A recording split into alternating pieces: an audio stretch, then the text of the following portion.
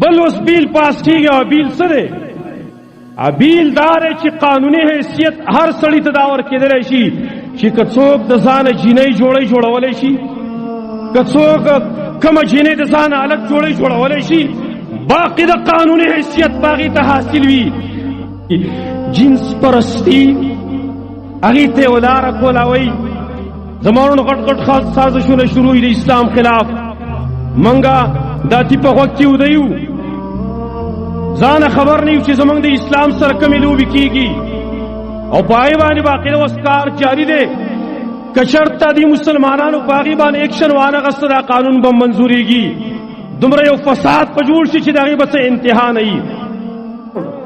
دا ظالمان د دې نه خبر نه دي. د الله په خلق کې دا خلق ګوتې وایي. دا خو شیطان مخکې نه ویلي، دا یې ویلي فلیغیرن خلق الله. دا خلق په د الله پیدایش په بدل کی. الله چې په کوم طریقه ته پیدا کړی د هغې نه بل بهترین طریقه